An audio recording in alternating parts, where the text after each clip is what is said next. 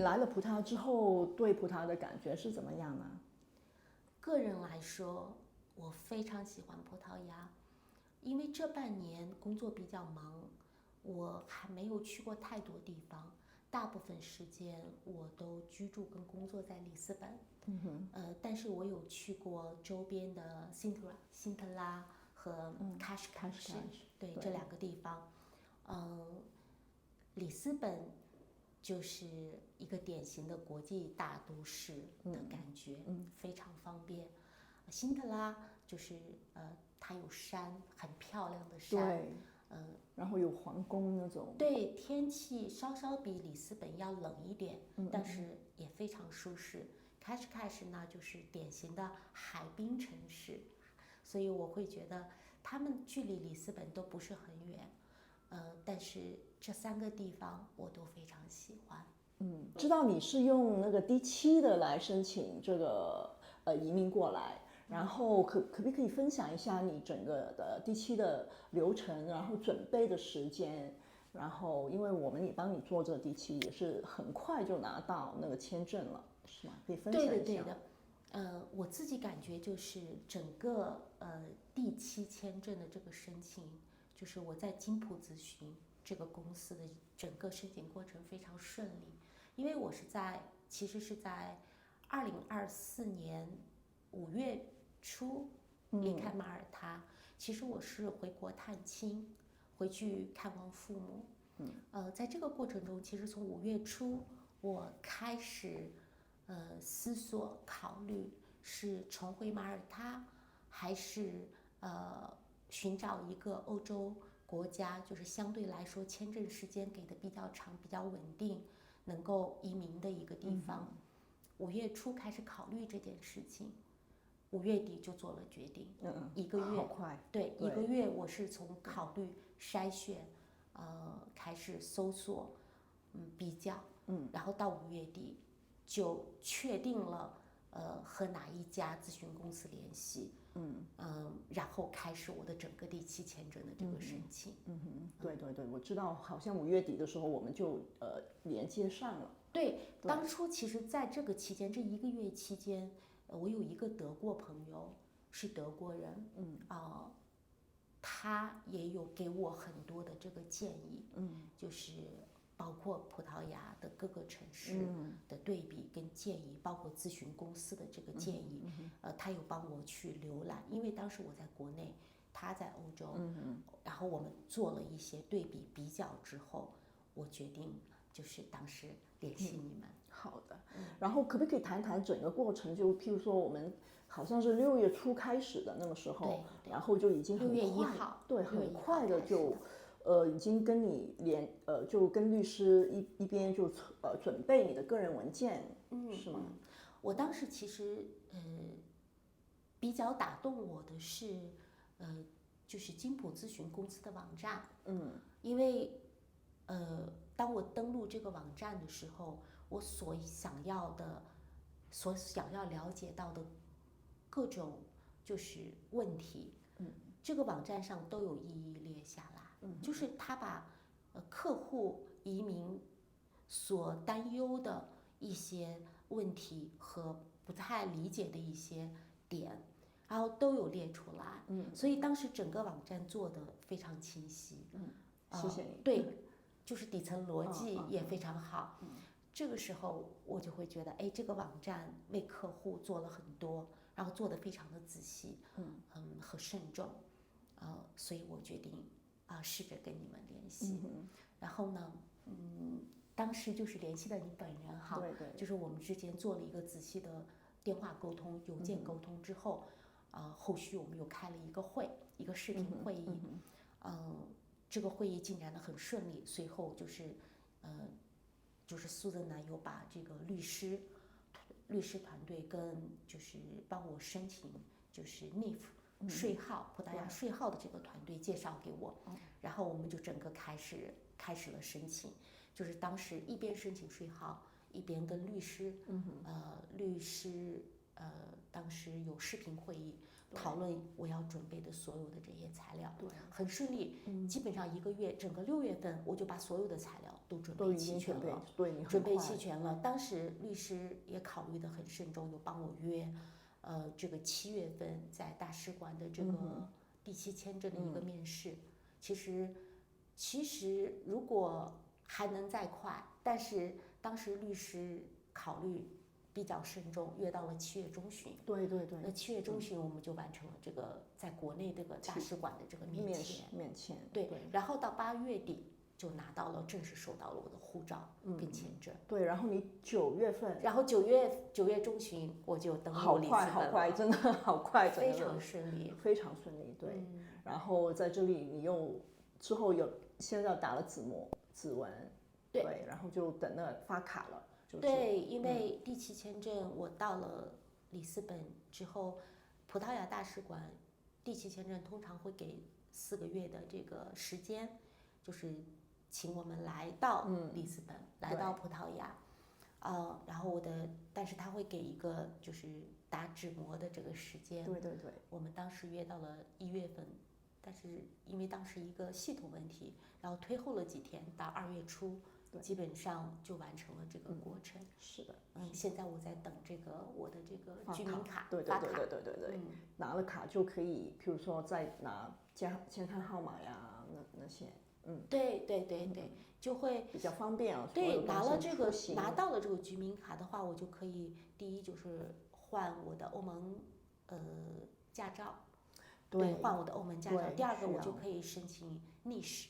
对，一个社会保障还是医疗保障？是的，然后又可以申根出入去其他欧盟国家，也就很方便。对，第三呢，就是我可能要想再多一张葡萄牙银行的银行卡，对，那就很容易，就是一两天就已经开好了。如果你有那个居留卡的话，是的，对，还可不可以分享一下？譬如说你来了葡萄牙之后，然后现在你每个月的生活费是怎么样呢？因为有很多客户有时候都会问啊，那边的生活费贵不贵啊？那种。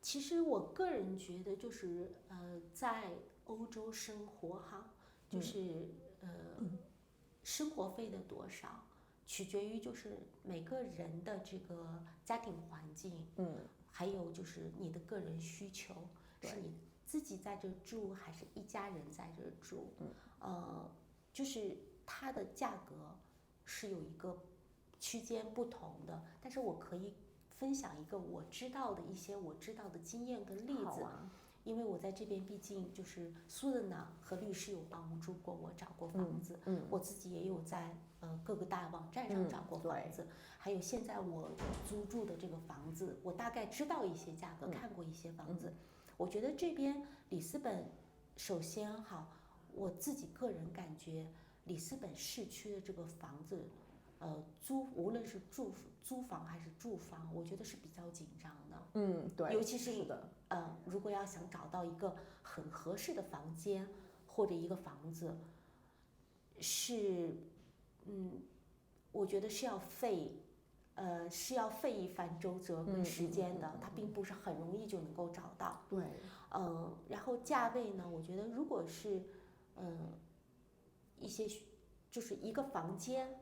如果你要去合租，跟别人合租一个房间，我觉得价位大概是在500到700左右这个区间。但是一个一居室的一套房子，一居室的一套房子，可能会在900到1100。对，而且也要看地区。对，要看地区。对，就是还要看那个房子新旧。我说的这个价位。应该不在市中心，对，是在市中心外，距离市中心坐地铁大概可能15分钟左右的一个这样的一个距离。但是也不是郊区，就是地铁可以到的，对，但是不是在市中心。对，因为我本人就是对这个区的这个价位比较了解，然后再近或者再远，我就不是很熟悉了。如果要想就是一家人，如果是一套2居室的房子，甚至再大一点3居室的房子，你可以按这个价格往上去走，对，它一定是要高于这个价格的。是的，对。然后譬如说生活费呢，譬如说你的譬如说买就是吃的。然后那种吃饭的那个消费，因为我本人就是饮食一直比较简单，比较健康，我会感觉就是，我自己个人会觉得这边的，食物，第一它会比马耳他的要可口的多，要可口的多，对我个人来讲，食材是挺好的。第二个呢就是。食材的就是新鲜的蔬果呀，蔬菜水果可选择的范围也要多。价位呢稍微，我不能说它价位稍微要便宜一些，我觉得比马耳他稍微要便宜一些，但是也会分不同的水果跟蔬菜。我自己个人来讲，我觉得因为我的饮食比较简单，而且偏素食，对，所以呢，我自己个人的这个就是在生活费，就是饮食这一块儿，一个月我觉得大概6000人民币左右是够的，就是一个人，我自己一个人是大概6000人民币左右是够的，不包括房租那一块儿，就是饮食生活这一块儿，然后交通也是挺便宜的，因为用那张卡。是吧？你有对，其实交通方面，我觉得我自己个人的经验就是，如果你依靠地铁出行，地铁跟公交车出行，每天的这个工作要依靠这些，可能是去办一张月卡是比较合适的。对，大概14欧一张月卡，是全部包括，都是比较合适。但是对于我本人来说，你就很少。对，因为我做远程工作，所以大部分时间我可以在家里工作，我也可以在咖啡馆工作或者在图书馆工作。我自己基本上就是不用天天去坐地铁或者是公交车出行，那我就会就是需要的时候，用这里的地铁卡，就是用信用卡刷卡就可以。就是你用 Visa 卡或者是万事达卡，就直接你不用去。真的吗？我现在还有不知道的。对，不用去。以前我都是买一张那个 rechargeable 的那个卡，然后增值的，然后增值10块20块，然后。这个就是你用你的 Visa 卡或者是万事达卡，直接用信用卡刷卡就可以了，一次是1.8欧。但是如果你针对于不经常出行的，我觉得我用信用卡刷卡会比再去购票，对，然后再这样的会要方便的多，要方便的多。对，然后有时候我又不见了那张卡。是的，所以我比较喜欢，就是因为就是短距离的，我走路能够到的，我就当锻炼身体，就是走路来回。走路也会，需要搭地铁的，不是经常的，我就直接用信用卡去刷卡。对，这里譬如说打那个 Uber 或者是 Bolt 也不算太贵，尤其是欧洲国家来说，非常方便，非常方便。对，如果我要去，就是比如有一个比较重要的会议或者一个事情要处理，那这个时候基本上我会使用 Bolt。对，用 Bolt 去打车，很方便，也比较便宜。对，挺便宜的，我觉得现在我去都是用 Bolt。很方便。对，基本上我觉得会在2.8欧到14欧左右，14欧已经是去很远的地方了。我觉得那一次去 Cascais 早上可能还不到14欧，大概13欧左右。对，那已经是距离里斯本30公里以外的地方了。室内的这个地区就是在就几欧，基本上就是在几欧左右。是比较方便的，是比较方便的。可不可以谈一谈这边，譬如说你医疗方面呀，或者是其他个人的一些经历？我个人的一些建议呢，我觉得可能2条比较重要。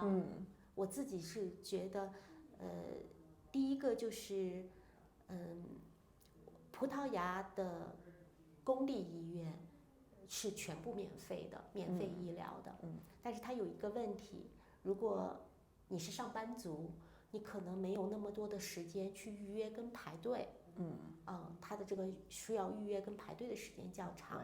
那私立医院的条件非常好，因为我个人有去过2、3次私立医院的条件非常好，环境就是非常的让人感觉到舒适，而且不用排队，看医生的速度很快，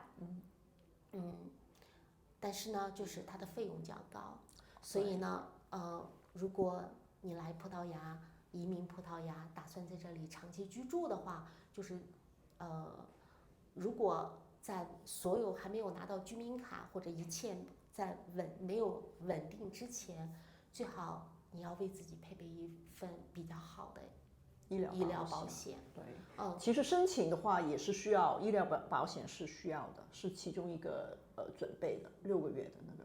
对，你可能用不到，但是一旦要用到的时候，就比如在马耳他一整年，其实我都有这个全球医疗保险，但是一整年我没有用到过它。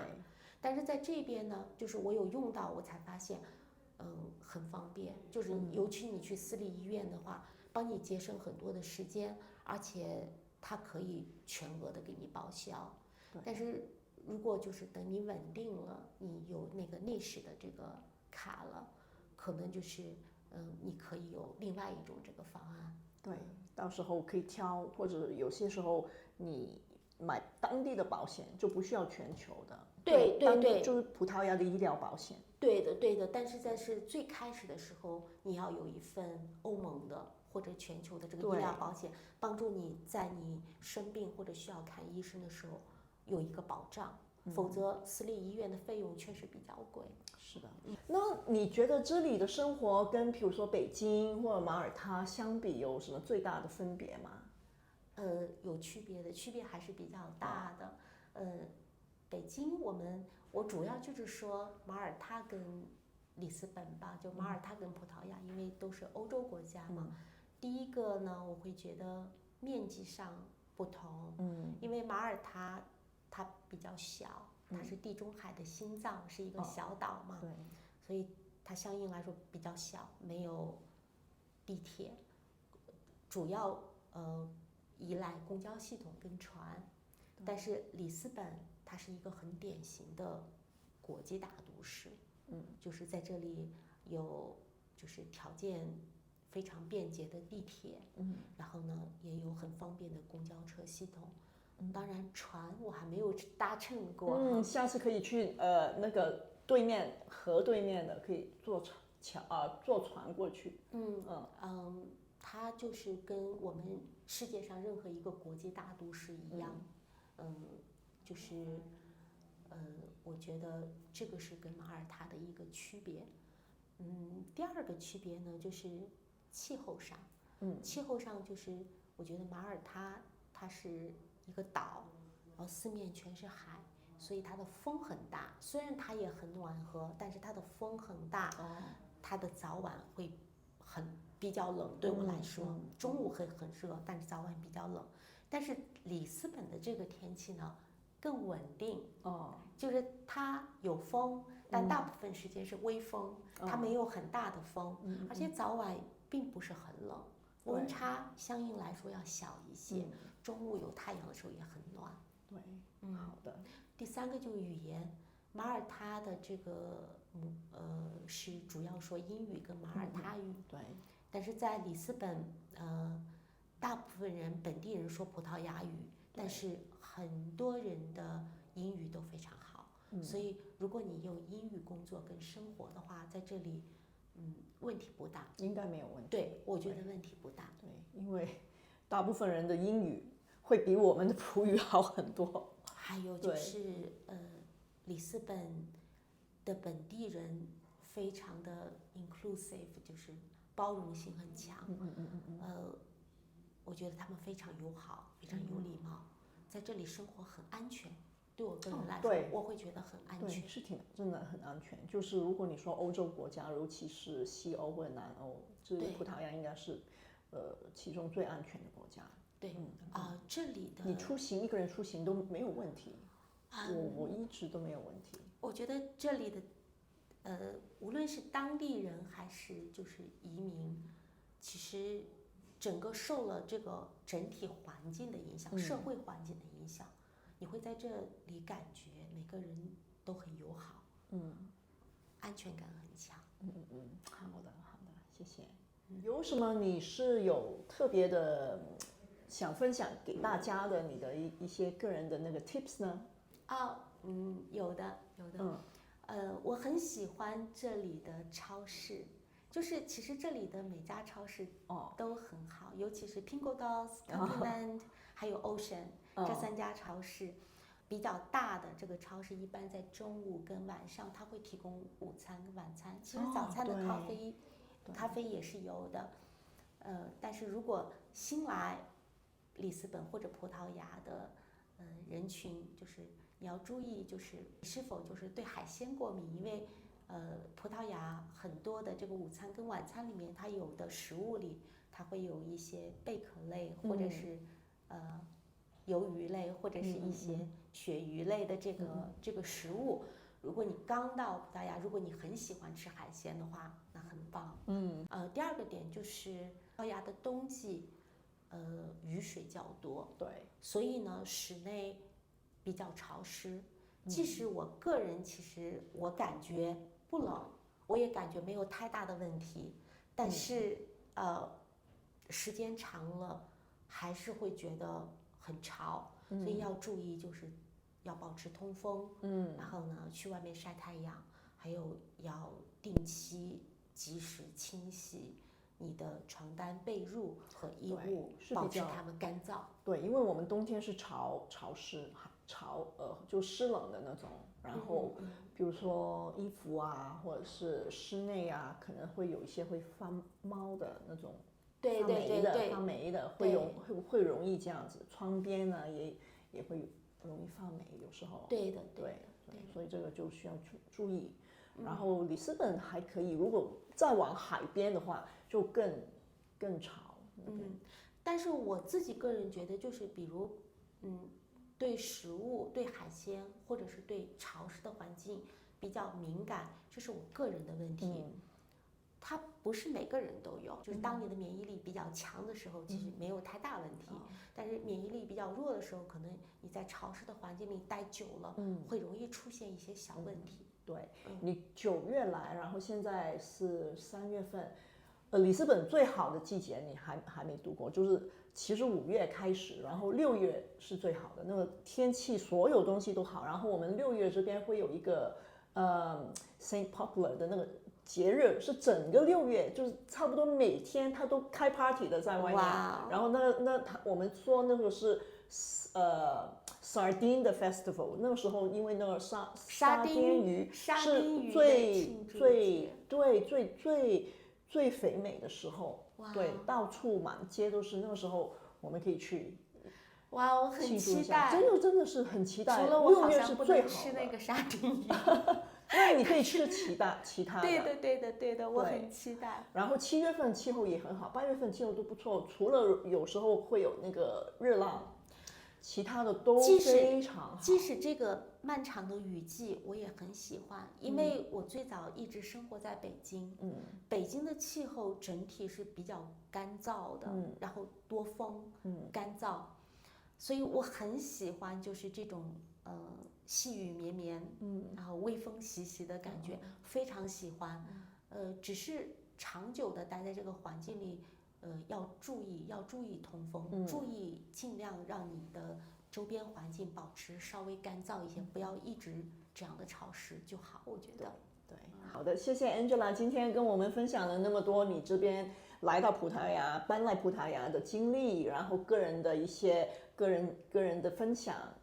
也谢谢你，苏露娜，也谢谢我的律师 Otavio，谢谢整个公司的这个团队对我的支持和帮助。